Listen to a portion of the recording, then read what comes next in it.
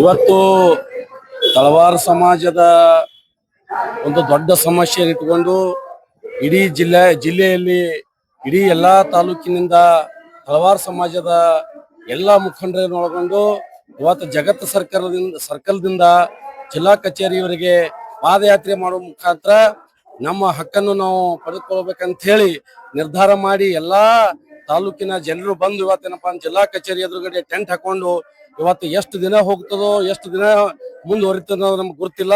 ಅದಕ್ಕ ನಮ್ಮ ಇಡೀ ಜಿಲ್ಲೆಯಲ್ಲಿರ್ತಕ್ಕಂಥ ಎಲ್ಲಾ ಶಾಲಾ ಮಕ್ಕಳಿಗಾಗ್ಲಿ ಸಿಂಧುತ್ವ ಇವತ್ತ ನೌಕರಿ ಹೋಗ್ಬೇಕಾದಂತ ಎಲ್ಲ ಯುವಕರಿಗೆ ಸಿಂಧುತ್ವ ಕೊರತೆ ಇದೆ, ST ಸರ್ಟಿಫಿಕೇಟ್ ಕೊರತೆ ಇದೆ. ಇವೆಲ್ಲ ಇಟ್ಕೊಂಡು ಸುಮಾರು ದಿನಗಳ ಕಾಲ ಇದೇ ಜಿಲ್ಲಾ ಕಚೇರಿ ಎದುರುಗಡೆ ಸುಮಾರು 1 ವರ್ಷ ಮೇಲ್ಪಟ್ಟಾಯ್ತು. ಇವತ್ತು ಟೆಂಟ್ ಹೊಡೆದು ಇಲ್ಲಿ ನಾವು ಹಕ್ಕಿಗಾಗಿ ಹೋರಾಟ ಅನಿರ್ದಿಷ್ಟ ದಣಿ ಸತ್ಯಾಗ್ರಹ ಮಾಡಿದ್ರು ಕೂಡ ಇವತ್ತ ಜಿಲ್ಲಾಧಿಕಾರಿಗಳಾಗಿರ್ಬೋದು, ಜಿಲ್ಲಾ ಉಸ್ತುವಾರಿ ಮಂತ್ರಿಗಳಾಗಿರ್ಬೋದು ಇದಕ್ಕೆ ಕ್ಯಾರೆ ಅಂತ ಇಲ್ಲ, ಇದ್ರ ಬಗ್ಗೆ ಗಮನ ಹರಿಸ್ತಾ ಇಲ್ಲ. ಅದಕ್ಕಾಗಿ ಇವತ್ತಿನ ಒಂದು ಹೋರಾಟ ಯಾವ ಮಟ್ಟದ ಹೋರಾಟ ಅಂತ ಹೇಳಿದ್ರೆ ಮಾಡು ಇಲ್ಲ ಮಡಿ ಆಗುವಂತ ಒಂದು ನಿಟ್ಟಿನಲ್ಲಿ ಹೋರಾಟವನ್ನ ಮುಂದುವರ್ಕೊಂಡು ಹೋಗ್ಬೇಕಾಗಿದೆ. ಅದಕ್ಕಾಗಿ ಇಡೀ ತಳವಾರ ಸಮಾಜದ ಎಲ್ಲಾ ಮುಖಂಡರು ಎಲ್ಲವನ್ನಪ್ಪ ರಾಜಕೀಯ ಪಕ್ಷವನ್ನು ತೊರೆದು ಜಾತಿ ಧರ್ಮ ಎಲ್ಲವನ್ನು ತೊರೆದು ಏನಪ್ಪಾ ಅಂತಂದ್ರೆ ಇವತ್ತ ಇಡೀ ತಳವಾರ ಸಮಾಜದ ಒಂದು ಶ್ರೇಯೋಭಿವೃದ್ಧಿಗಾಗಿ ತಳವಾರ ಸಮಾಜದ ಮಕ್ಕಳ ಭವಿಷ್ಯಕ್ಕಾಗಿ ಇವತ್ತ ಇಂಥ ಒಂದು ಬೇಸಿಗೆ ಬಿಸಿಲಿನಲ್ಲಿ ಸುಮಾರು 48ರಿಂದ 50% ಡಿಗ್ರಿ ಸೆಲ್ಸಿಯಸ್ ಬಿಸಿಲಿದ್ರು ಕೂಡ ಯಾವ ಬಿಸಿಲನ್ನು ಲೆಕ್ಕಿಸದೆ ಇವತ್ತು ಯಾವ ಮಟ್ಟಕ್ಕ ಹೋಗ್ಲಿ, ಇವತ್ತು ನಮ್ಗೆ ಏನ್ ಆಗ್ಲಿ ಅನ್ನೋ ಒಂದು ರೀತಿಯಲ್ಲಿ ಇಡೀ ನಮ್ಮ ತಳವಾರ ಸಮಾಜದ ಗುರು ಹಿರಿಯರು ಮತ್ತೇನಪ್ಪಾ ಅಂದ್ರೆ ಹೆಣ್ಮಕ್ಳು ಮೊದಲು ಮಾಡಿ ಈ ಒಂದು ತಳವಾರ ಸಮಾಜದ ಒಂದು ಸರ್ಟಿಫಿಕೇಟ್ ಸಲುವಾಗಿ ಇವತ್ತು ಜಿಲ್ಲಾ ಕಚೇರಿ ಎದುರುಗಡೆ ನಾವು ಬಂದು ಕುಳಿತಿದ್ದೀವಿ.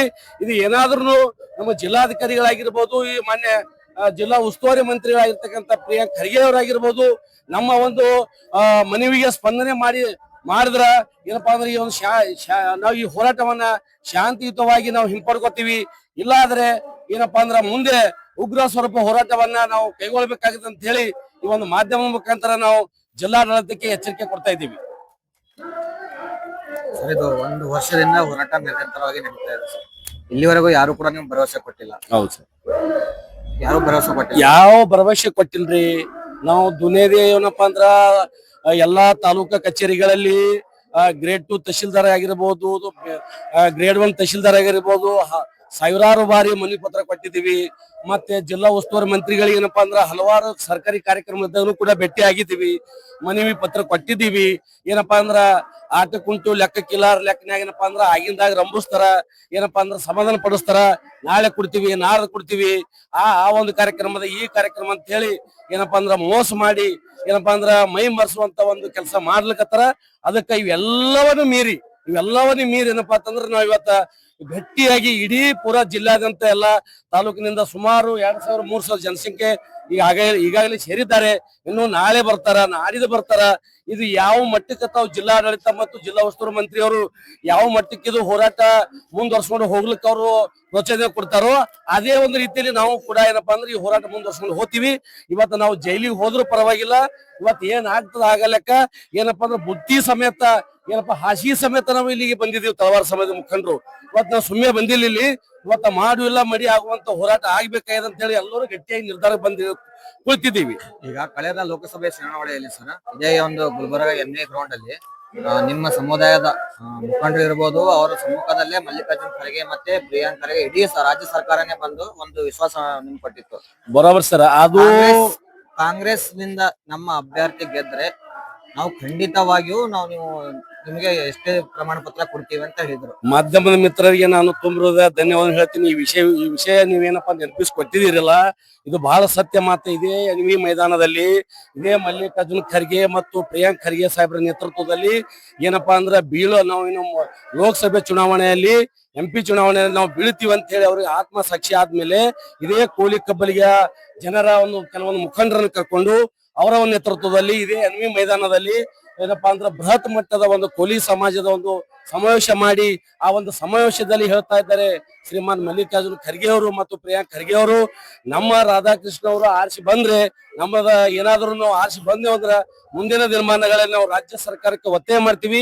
ಕೇಂದ್ರ ಸರ್ಕಾರಕ್ಕೆ ಏನಪ್ಪಾ ಅಂದ್ರೆ ಕೂಲಿ ಕಬ್ಬಲಿಗ ಸಮಾಜದ ಎಷ್ಟಿ ಮಾಡ್ಲಿಕ್ಕೆ ನಾವು ಏನಪ್ಪಾ ಅಂದ್ರೆ ಪ್ರಾಮಾಣಿಕ ಪ್ರಯತ್ನ ಮಾಡ್ತೀವಿ ಅಂತ ಹೇಳಿ ಆ ದಿನ ಏನಪ್ಪಾ ಅಂತಂದ್ರೆ ಸಾವಿರಾರು ನಮ್ಮ ಕೂಲಿ ಸಮಾಜದ ಜನರ ಮುಂದೆ ಮಾತು ಕೊಟ್ಟಂತ ಇದೇ ಮಲ್ಲಿಕಾರ್ಜುನ್ ಖರ್ಗೆ ಅವರು ಏನಪ್ಪಾ ಅಂತಂದ್ರೆ ಮಾತು ತಪ್ಪಿದ್ದಾರೆ ಅಂತ ಹೇಳಿ ನಾನು ಇವ್ರ ಮಾಧ್ಯಮ ಮುಖಾಂತರ ಹೇಳ್ತಾ ಇದ್ದೀನಿ. ಅದೇ ಅಲ್ಲದೆ ನಿಮ್ಮ ಬಾಬುರಾವ್ ಚಿಂಚನ್ಸೂರ್ ನಿಮ್ ಮುಖಂಡರು ಹಾ ಅವ್ರು ಹೇಳ್ತಾ ಇದ್ರು, ನಾನು ಪ್ರಾಣ ಇರುವವರೆಗೂ ನಿರಂತರವಾಗಿ ನಾನು ಹೋರಾಟ ಮಾಡ್ತೀನಿ ಅಂತ ಹೇಳಿ. ಸೊ ಇಲ್ಲಿವರೆಗೂ ಅವ್ರ ಕಡೆಯಿಂದ ಏನ್ ಹೋರಾಟ ಆಗಿದೆ ಸರ್? ಬರೋಬರ್ ಸರ್. ಬಾಬುರಾವ್ ಚಿಂಚನ್ಸೂರ್ ಅವರು ಸಮಾಜದ ಪರವಾಗಿರ್ತಕ್ಕಂತ ನಾಯಕರಲ್ಲ. ಅವರು ಸುಮಾರು ವರ್ಷಗಳ ಕಾಲ ತಮ್ಮ ಒಂದು ಅಧಿಕಾರಕ್ಕಾಗಿ, ತಮ್ಮ ಕುರ್ಚಿಗಾಗಿ, ತಮ್ಮ ಒಂದು ಟಿಕೆಟ್ ಪಡ್ಕೊಳ್ಳೋಗೋಸ್ಕರ, ತಮ್ಮ ಒಂದು ಸ್ವಂತಿಗೆಗೋಸ್ಕರ ಇದು ಒಂದು ಏನಪ್ಪಾ ಅಂದ್ರೆ ಕೋಲಿ ಸಮಾಜದ ಬಂಧುಗಳಿಗೆ ಏನಪ್ಪಾ ಅಂದ್ರೆ ಮಾಧ್ಯಮದ ಮುಖಾಂತರ ಆ ಯಮ ಬಂದ್ರು ಏನಪ್ಪಾ ಅಂತಂದ್ರ ನಾ ಯಮಕ ಊರ್ಲ್ ಹಾಕಿಬೇಡ, ನನ್ನ ಸಮಾಜದ ಕೆಲಸ ಉಳ್ದದ, ನಾನು ಸಮಾಜ ನ್ಯಾಯ ಕೊಡ್ಬೇಕದ ಅಂತ ಹೇಳಿ ಏನಪ್ಪಾ ಅಂತಂದ್ರ ಹೇಳ್ತಾರಲ್ಲ, ಅದು ಸಂಪೂರ್ಣ ಸುಳ್ಳದವ್ರದ್ದು. ಬಾಬುರಾವ್ ಚಿಂಚನ್ಸೂರ್ ಒಬ್ಬ ದೊಡ್ಡ ಸಮಾಜದ ಘಾತುಕ, ಸಮಾಜದ ಘಾತುಕ. ನೀವು ಬಳಸ್ಕೊಂಡಿದ್ದಾರೆ ಅಂತ ಹೇಳ್ತಾ ಇದ್ರು. ಅದು ನಿಜ. ಒಟ್ಟೆ ನಮ್ಮ ಕೋಲಿ ಸಮಾಜವನ್ನ ಅವರ ಅಧಿಕಾರಕ್ಕಾಗಿ, ಅವರ ಕುರ್ಚಿಗಾಗಿ ನಮಗ ಬಳಸ್ಕೊಂಡ್ರ ಹೊರತು ನಮ್ಮ ಏನಪ್ಪಾ ಅಂದ್ರ ಹಕ್ಕಿಗಾಗಿ, ನಮ್ಮ ಸರ್ಟಿಫಿಕೇಟ್ ಸಲುವಾಗಿ ನಮ್ಗೆ ಎಷ್ಟು ಮಾಡ್ಬೇಕಂತ ಹೇಳಿ ಏನಪ್ಪಾ ಅಂದ್ರೆ ಮಲ್ಲಿಕಾರ್ಜುನ್ ಖರ್ಗೆ ಹಿಡ್ಕೊಂಡು, ಪ್ರಿಯಾಂಕ್ ಖರ್ಗೆ ಹಿಡ್ಕೊಂಡು, ಬಾಬುರಾವ್ ಚಿಂಚನ್ಸೂರ್ ಹಿಡ್ಕೊಂಡು ನಮ್ಮನೇನಪ್ಪಾ ಅಂತಂದ್ರ ತುಳ್ಕೊತ ಬಂದಾರ. ಇವ್ರು ನಮಗೆ ಎಷ್ಟಿ ಮಾಡಲ್ಲ ಅನ್ನೋದು ನಮಗ ಕನ್ಫರ್ಮ್ ಆಗ್ಯದ. ಈಗ ಬರೇ ಕಾಂಗ್ರೆಸ್ ಮುಖಂಡರಷ್ಟೇ ಬಳಸ್ಕೊಂಡ್ರ ಅಥವಾ ಬಿಜೆಪಿ ಜೆಡಿಎಸ್ ಬೇರೆ ಬೇರೆ ಮುಖಂಡರು ಕೂಡ ಇಲ್ಲ ರೀ ಸರ್. ಬಿಜೆಪಿ ಅವರು ಈ ತರ ಆಶ್ವಾಸನೆ ಕೊಟ್ಟಿಲ್ಲ, ಅವರು ನಮಗ್ ಕೇಳಿಲ್ಲ.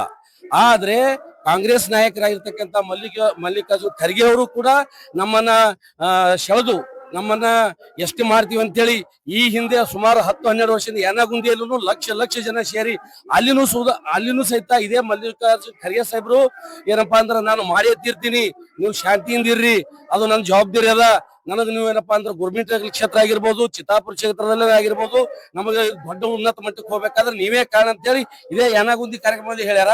ಇದೇ ಮೊನ್ನೆ ಹೋದ ಒಂದು MP ಚುನಾವಣೆ ಏನಪ್ಪಾ ಅಂದ್ರ ಇದೇ NV ಮೈದಾನದಲ್ಲಿ ಸನ್ಮಾನ್ಯ ಮಲ್ಲಿಕಾರ್ಜುನ್ ಖರ್ಗೆ ಅವರು ಕೂಡ ನಾವು ಬೀಳ್ತೀವಿ ಅಂತ ಹೇಳಿ ಭಯಭೀತರಾಗಿ ಕೋಲಿ ಸಮಾಜ ಏನಾದ್ರು ಹಿಡಿದ್ರೆ ನಾವೇನಪ್ಪಾ ಅಂದ್ರೆ ಮುಂದಿನ ದಿನಮಾನಗಳಲ್ಲಿ ನಮ್ಮ MP ಸೀಟ್ ಆಸೆ ಬರ್ತದ ಅಂತ ಹೇಳಿ ದೊಡ್ಡ ಸಮಾವೇಶ ಮಾಡಿ ಆ ಸಮಾವೇಶದಲ್ಲೂ ಕೂಡ ಏನಪ್ಪಾ ಅಂದ್ರೆ ಆಶ್ವಾಸನೆ ಕೊಟ್ರ. ಆ ಮಾತಿನ ತಕ್ಕ ಮಲ್ಲಿಕಾರ್ಜುನ್ ಖರ್ಗೆ ಮತ್ತು ಪ್ರಿಯಾಂಕ್ ಖರ್ಗೆ ಅವರು ನಡೆದಿಲ್ಲ. ಮುಂದಿನ ನಿಮ್ಮ ಹೋರಾಟ ಮತ್ತೆ ನಿರ್ಧಾರಗಳೇನು ಸರ್? ಮುಂದಿನ ಹೋರಾಟ ನಿರ್ಧಾರ ನೋಡಿ ಸರ, ಈಗಲೇ ತಳವಾರ ಸಮಾಜದ ಹೋರಾಟ ನಡೆದದ. ನಾವು ತಳವಾರ ಸಮಾಜದ ಪರವಾಗಿ ನಾವು ಇಲ್ಲಿ ಬಂದಿದೀವಿ.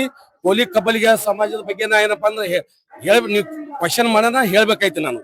ಆದ್ರೆ ನಮ್ದು ಏನಪ್ಪಾ ಅಂದ್ರೆ ಮುಖ್ಯವಾದ ಬೇಡಿಕೆ ತಳವಾರ ಸಮಾಜದ ಬೇಡಿಕೆ ಅದ. ಆಲ್ರೆಡಿ ಕೇಂದ್ರ ಸರ್ಕಾರದ ಗೆಜೆಟೆಡ್ ಪಾಸ್ ಆಗ್ಯದ, ನೋಟಿಫಿಕೇಶನ್ ಆಗ್ಯದ, ಈಗ ರಾಜ್ಯಪಾಲರ ಸಹಿ ಆಗ್ಯದ, ರಾಷ್ಟ್ರಪತಿ ಅಂಕಿತ ಆಗ್ಯದ. ಇವೆಲ್ಲವಾದರೂ ಕೂಡ ಸುಮಾರು 30,000-40,000 ಸಾವಿರ ಜನ ಎಲ್ಲಾ ತಾಲೂಕುಗಳಲ್ಲಿ ಏನಪ್ಪಾ ಅಂದ್ರೆ ತಳವಾರ ಸಮಾಜ ಸರ್ಟಿಫಿಕೇಟ್ ತಗೊಂಡಾರ. ಈಗ ಏನಪ್ಪಾ ಅಂದ್ರ ಈ 1 ವರ್ಷ ಮೇಲಾಯ್ತು ಪ್ರಿಯಾಂಕ್ ಖರ್ಗೆ ಅವರು ನೇರವಾಗಿ ಜಿಲ್ಲಾಧಿಕಾರಿಗಳಿಗೆ ಕೊಡ್ಲಿಕ್ಕೆ ಹೋಗ್ಬೇಡ್ರಿ, ಆದೇಶ ಮಾಡ್ಬೇಡ್ರಿ ಅಂತ ಹೇಳಿ ಏನಪ್ಪಾ ಜಿಲ್ಲಾಧಿಕಾರಿಗಳಿಗೆ ನೇರವಾಗಿ ಹೇಳ್ತಾರ. ಅಲ್ಲಿ ಏನಪ್ಪಾ ಜಿಲ್ಲಾಧಿಕಾರಿ ಕೇಳೋಣ, ಇಲ್ಲ ಅದು ಸರ್ಕಾರ ಲೆವೆಲ್ದಾಗೆ ನಿಂತೋಗ್ಯದ, ನಂದೇನು ಪ್ರಾಬ್ಲಮ್ ಇಲ್ಲ ಅಂತ ಜಿಲ್ಲಾಧಿಕಾರಿ ಹೇಳ್ತಾ ಅವ್ರ ಮೇಲೆ ಅವ್ರು ಹಾಕ್ತಾರ, ಅವ್ರ ಮೇಲೆ ಅವ್ರು ಹಾಕ್ತಾರ. ಅಂದ್ರೆ ನೀವು ಇಂಡೈರೆಕ್ಟ್ ಆಗಿ ಹೇಳ್ತಾ ಇದ್ರ ಪ್ರಿಯಾಂಕ್ ಖರ್ಗೆ ಅವರು ನಮ್ಮ ಸಮಾಜಕ್ಕೆ ಮಗ್ಗಲ ಮುಳ್ಳಾಗಿದ್ದಾರೆ ಅಂತ ಹೇಳ್ತಾ ಇದ್ರು. ಡೈರೆಕ್ಟ್ ಅವ್ರಿಗೆ ಹೇಳ್ತಾ ಇದೀವಿ. ಡೈರೆಕ್ಟ್ ಪ್ರಿಯಾಂಕ್ ಖರ್ಗೆ ಅವರಿಗೆ ಡೈರೆಕ್ಟ್ ಇದು ಅವ್ರ ಕುಮ್ಮಕ್ಕಲಿಂದ ಈ ರೀತಿ ಆಗ್ಲಕತ್ತದ. ಅವ್ರ ಒಂದು ನಮಗ ಯಾವ ರೀತಿ ಮಾಡ್ಲಕತ್ತಾರ ಸರ್ ಅಂದ್ರೆ ಮಾನಸಿಕ ದಬ್ಬಾಳಿಕೆ ಮಾಡ್ಲಕತ್ತಾರ, ನಮ್ಮ ಮ್ಯಾಗ ಮಾನಸಿಕ ಹಿಂಸೆ ಕೊಡ್ಲಕತ್ತಾರ.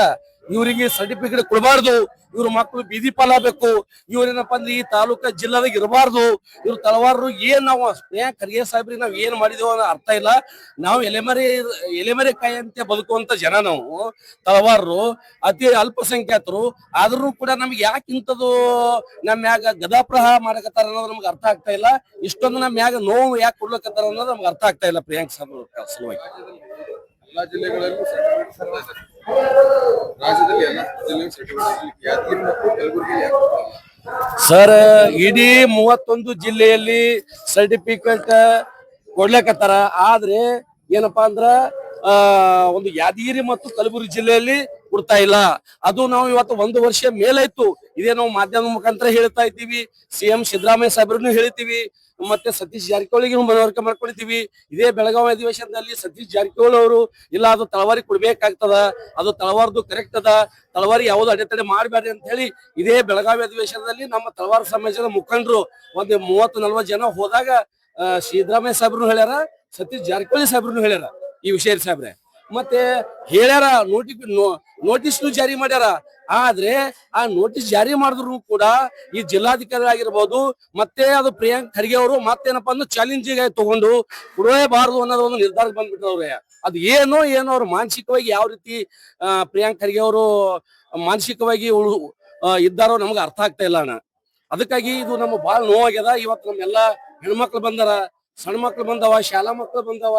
ಅದೇನಪ್ಪಾ ಅಂದ್ರೆ ಇಡೀ ನಮ್ಗೆ ಏನು ಮಾಡ್ತಾರ, ಯಾವುದೇ ಜೈಲಿಗೆ ಹಾಕ್ಲಿ ಏನ್ ಹಾಕ್ಲಿ. ಸಮುದಾಯದ ಕಮಕ್ನೂರ್ ಆಗಿರ್ಬೋದು, ಚಿಂಚನ್ಸೂರ್ ಆಗಿರ್ಬೋದು, ಬೇರೆ ಬೇರೆ ಆಗಿರ್ಬೋದು, ಅವರು ಕೂಡ ಕಾಂಗ್ರೆಸ್ ಅಲ್ಲೇ ಇದ್ದಾರೆ. ಹೌದು. ಈಗ ಅವ್ರ ಮನವೊಲಿಸಿ ನೀವು ಪ್ರಕರಣ ಒಂದು ವ್ಯವಸ್ಥೆ ಮಾಡ್ಬೇಕಲ್ಲ, ಅವ್ರ ಯಾಕೆ ಮಾಡ್ತಾ ಇಲ್ಲ? ನಾವು ಅಣ್ಣ ನಿನ್ನೆ ಇವತ್ತ 27 ತಾರೀಕಿಗೆ ಹೋರಾಟ ಮಾಡ್ಬೇಕಂತ ನಿರ್ಧಾರ ಮಾಡಿದೀವಿ. ಮೊನ್ನೆ ಕಲಬುರಗಿ ಜಿಲ್ಲಾ ಪತ್ರಿಕಾ ಗೋಷ್ಠಿ ಮಾಡೋ ಸಂದರ್ಭದಲ್ಲಿ ನಿನ್ನೆ 26ಕ್ಕ ನಮ್ಮ ಕಮಕ್ನೂರ್ ಸಾಹೇಬರು ಮಾಡಿದ್ರು. ಎಲ್ಲಾ ತಾಲೂಕುಗಳಲ್ಲಿ ಕೊಡ್ಲಕತ್ತಾರ ಅಂತ ಹೇಳಿ ಏನಪ್ಪಾ ಅಂದ್ರೆ ನಾವು ನೋಡಿದೀವಿ, ಮಾಧ್ಯಮದಲ್ಲಿ ಡಿಜಿಟಲ್ ಮೀಡಿಯಾದಲ್ಲಿ ನೋಡಿದೀವಿ. ಎಲ್ಲಾ ತಾಲೂಕುಗಳು ಕೊಡ್ಲಕತ್ತಾರ. ನನ್ನ ಬಲ್ಲಿ ಯಾರು ಬಂದಾರ ಅವ್ರಿಗೆಲ್ಲ ನಾವು ವಿತರಣೆ ಮಾಡ್ಲಕತ್ತಿದೀವಿ.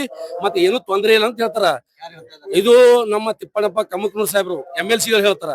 ಇದು ಅವ್ರು ಹೇಳಿದ್ದು ಒಂದು ಮಾತ ಶುದ್ಧ ಸುಳ್ಳು. ಇದು ಶುದ್ಧ ಸುಳ್ಳ. ಏನಪ್ಪಾ ಅಂದ್ರ ನಾನು ನಿನ್ನೆನೆ ಒಂದು ಗೆಟು ಫೋನ್ ಹಚ್ಚಿ ಕೇಳಿದಾಗ, ಇಲ್ಲಣ್ಣ ಅದು ಒಂದು ವರ್ಷ ಮ್ಯಾಲ ಐತಲ್ಲ, ನಾವ್ ಕೊಡ್ತಾ ಇಲ್ಲಲ್ಲ, ನಾವ್ ಯಾರು ಹೇಳಿದ್ರು ಕೊಡಲ್ಲ ಬಿಡಲ್ಲ, ನಮಗ ಉಸ್ತುವಾರಿ ಮಂತ್ರಿಗಳು ಬೇಕು ಮತ್ತೆ ಜಿಲ್ಲಾಧಿಕಾರಿ ಹೇಳಿದಾಗ ನಾವೇನಪ್ಪ ಕೊಡ್ಲು ಸ್ಟಾರ್ಟ್ ಮಾಡ್ತೀವಿ. ತಿಪ್ಪಣ್ಣಪ್ಪ ಕಮಕ್ನೂರ್ ಸಾಹೇಬ್ರು ಅವರು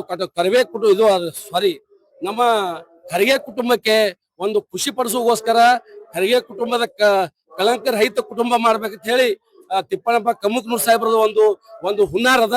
ಅವ್ರ ಮ್ಯಾಗ ಯಾವುದೇ ಕಪ್ಪು ಚುಕ್ಕೆ ಬರಬಾರ್ದು ಅನ್ನೋ ಒಂದು ನಿಟ್ಟಿನಲ್ಲಿ ನಿನ್ನೇನಪ್ಪಾ ಅಂದ್ರೆ ಕಮಕ್ನೂರು ಈ ರೀತಿ ಹೇಳಿಕೆ ಕೊಟ್ಟರ.